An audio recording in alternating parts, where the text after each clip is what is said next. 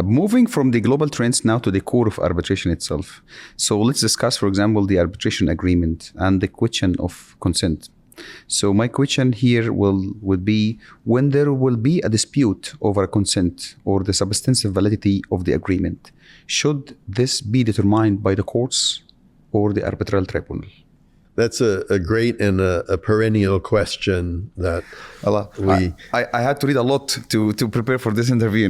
You've prepared quite well. It's a perennial question that both courts, arbitral tribunals, and commentators frequently grapple with. Of course, as you quite rightly say, Saad, the foundation for international arbitration is the arbitration agreement. And by that, of course, we mean a valid agreement which is binding on the parties, committing them, obligating them to arbitrate their disputes instead of sending them to state courts, to national courts. The question, who decides whether an arbitration agreement exists, whether it's valid, what it extends to, what its scope is, as I mentioned, a perennial question. And different national legal regimes with entirely plausible justifications have reached quite different results.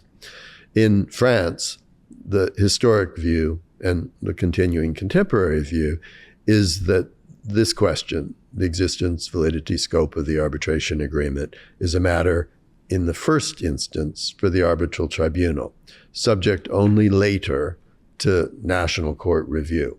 And so the answer in France to your question is the first place, without fail, for the validity, existence, scope of the arbitration agreement to be decided is by the arbitral tribunal, but subject to a de novo subsequent review by national courts. There are very limited instances in which a court can instead first decide the issue, but that's only if it is manifestly clear, obviously apparent, that there is no arbitration agreement or that its scope is quite limited, not extending to the parties' dispute. But that is very, very seldom invoked by the French courts. A number of other courts have followed largely in French footsteps. The better view is that that's the conclusion that has also been adopted in places like Canada, India, Singapore, perhaps elsewhere. In contrast, other countries, a good example is Germany, but one can also look to the United Kingdom and to some U.S. decisions.